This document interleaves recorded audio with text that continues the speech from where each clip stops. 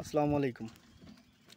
আমি একটা জিনিস বুঝলাম না, আলাউদ্দিন জিহাদি হুজুর এবং তার তিনজন সদস্য তারা আল-আকসা মসজিদে গিয়ে ভিডিও করে বলছে যে আল-আকসা অক্ষত অবস্থায় আছে। তাই নিয়ে সোশ্যাল মিডিয়ায় খুব গালাগালি করতেছে তাদের। কেন? গাজার পাশে আল-আকসা মসজিদ কোথায় আপনি জানেন? জেরুজালেমে। আর এই জেরুজালেমে 3টা উপাসনালয় আছে, ইহুদিদেরও একটা উপাসনালয় আছে। তো এটা আমরা সবাই জানি, সোশ্যাল মিডিয়ায় আমরা যারা অ্যাক্টিভ আছি, আমরা যারা মোটামুটি সোশ্যাল মিডিয়া চালাই, তারা সবাই জানে যে আল-আকসা বা জেরুজালেম পুরো শহরটাই, জেরুজালেমের যে অঞ্চলটা আছে ধরেই কিন্তু ইসরায়েল দখল করে রাখছে। তা আপনি যদি গাজায় যান বা ফিলিস্তিনে যান, আপনি কি বাংলাদেশে ভিসা পাবেন? আপনারা যারা উল্টাপাল্টা গালাগালি করতেছেন, আপনাদের একটু বোঝা উচিত যে আপনি যদি গাজায় বা ফিলিস্তিনে যেতে চান তাহলে কিন্তু তাদের কোনো ভিসা নীতি নেই। আপনি ভিসা লাগাইতে পারবেন না, ফিলিস্তিনেও ভিসা লাগাইতে পারবেন না, বা তাদের ওই রকম কোনো সরকার নাই, গঠিত সরকার নাই, বা গাজায়ও আপনি কিন্তু কোনো ভিসা লাগাইতে পারবেন না। তা আলাউদ্দিন জিহাদি হুজুর ওনার সফরসঙ্গী 3জন, ওনারা কিন্তু ইসরায়েলের ভিসা লাগাই গিয়েছে। এইটা নিয়ে অনেক টোল হচ্ছে, কেন তারা ইসরায়েলে যাবে? আরে ভাই, আল-আকসা মসজিদে যাওয়া তো মানুষের একটা স্বপ্ন থাকে যে আমি আল-আকসা মসজিদ দেখতে যাব।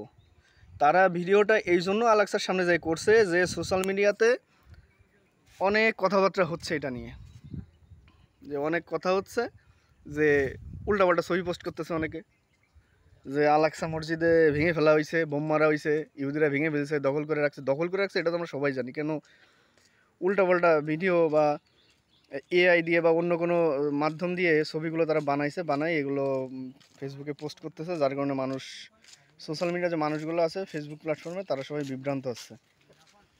তো তারা 3জন এই বিভ্রান্ত থেকে যাতে মানুষ মুক্ত থাকে, বিভ্রান্তি যেন না হয়, তার জন্য তারা এই ভিডিওটা বানাইছে এবং তাদেরকে না জেনে শুনে আপনারা উল্টাপাল্টা গালাগালি করতেছেন। তারা এর জন্য ভিডিওটা বানাইছে যে আল-আকসা মসজিদ অক্ষত আছে, আল-আকসা বা জেরুজালেমের আশেপাশে ওই অঞ্চলটাই, জেরুজালেমের যে অঞ্চলটাই, ওইখানে কোনো তারা হামলা করে নাই। ইসরায়েলকে তারা ভালো বলছে, সেটা কোনো ভিডিওতে তারা বলছে যে ইসরায়েল ভালো বা ইহুদিরা ভালো, এই কথা বলছে তারা কোনো ভিডিওতে? যে আমরা তাদের পক্ষ নিয়ে কথা বলতেছি, তারা কি তাদের পক্ষ নিয়ে কোনো কথা বলছে? আপনারা না জেনে শুনে উল্টাপাল্টা গালাগালি করতেছেন। আপনি এখন আল-আকসায় যান তো, আমি দেখি আপনি আল-আকসায় যেতে পারবেন? আপনাকে আল-আকসায় যেতে হলে জেরুজালেমে যেতে হবে। জেরুজালেমে যেতে হলে, জেরুজালেম যেহেতু ইসরায়েল দখল করে রাখছে, ইহুদিদের আন্ডারে ওটা চলে গেছে, যেহেতু ইহুদিরা পাহারা দেয় সবসময়, তো আপনাকে কিন্তু ইসরায়েলের ভিসা লাগাইতে হবে বাংলাদেশ থেকে। আপনি যদি ইসরায়েলের ভিসা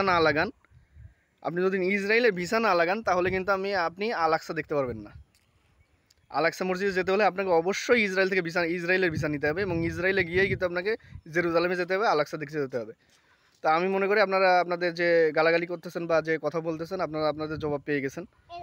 আপনি যদি এখনই যেতে চান তাহলে কিন্তু আপনাকে ইসরায়েলের ভিসা লাগায় আল-আকসা দেখতে যেতে হবে। এটা মানুষের একটা স্বপ্ন থাকে আল-আকসা দেখার জন্য। এখানে নবী রাসূলের পদধূলি আছে, আমাদের আল্লাহ রাসূল সাল্লাল্লাহু আলাইহি ওয়াসাল্লাম ওইখানতে মেরাজে গেছিলেন, ওইখানে আল-আকসা মসজিদ থেকে। এটা স্বপ্ন থাকে মানুষের। তো আপনারা যারা সোশ্যাল মিডিয়ায় আলাউদ্দিন জিহাদিকে গালাগালি করতেছেন, আমি মনে করি সে কোনো অন্যায় করে নাই। সে ইহুদির পক্ষ নিয়ে কথা বলে নাই বা ইসরায়েলের পক্ষ নিয়ে কথা বলে নাই। উনি খালি এতটুকুই বলছে যে আল-আকসা অক্ষত আছে, ভাঙচুর করা হয় না, সোশ্যাল মিডিয়ার মানুষদেরকে সতর্ক করার জন্য, যে আপনারা এই ধরনের যে পোস্টগুলো দেখতেছেন, তো এই পোস্টগুলো দেখে আপনারা বিভ্রান্ত হবেন। এবং আমার এই আইডিতেও একটা ভিডিও দেওয়া আছে যে আল-আকসা অক্ষত আছে, আপনারা কেউ বিভ্রান্ত হবেন না ফেসবুকের কোনো পোস্ট নিয়ে বা ভিডিও নিয়ে। তো আপনি একটু ভালো করে দেখেন যে আপনি ফিলিস্তিনে ভিসা লাগাইতে পারেন কিনা, বা গাজার ভিসা লাগাইতে পারেন কিনা। আপনাকে জেরুজালেম যেতে হলে অবশ্যই ইসরায়েলের থেকে ভিসা নিতে হবে, এবং ইসরায়েলে যেয়ে আপনাকে জেরুজালেমে যেতে হবে, কারণ জেরুজালেমটা ইহুদিরা এখন দখল করে রাখছে। আপনাকে আল-আকসা দেখতে হলে অবশ্যই ইসরায়েলে যেয়ে তারপরে আপনাকে জেরুজালেমে যেয়ে আপনাকে আল-আকসায় যেতে হবে। তো সবাই একটু এটা নিয়ে একটু গবেষণা করেন, আসলে গালাগালি না করে, তাদেরকে বিভ্রান্ত না করে বা তাদেরকে উল্টাপাল্টা কথা না বলে। তারা গেছে হয়তো বা তাদের স্বপ্ন ছিল দেখার জন্য, এবং তারা ভিডিও করে ছাড়ছে। ইসরায়েল যেহেতু দখল করে রাখছে, এখানে ওনারা এই কথাও বলছে যে 5 ওয়াক্ত নামাজ পড়তেছে মুসল্লিরা, এখানে কোনো সমস্যা নাই। তো আশা করি সবাই বুঝতে পেরেছেন।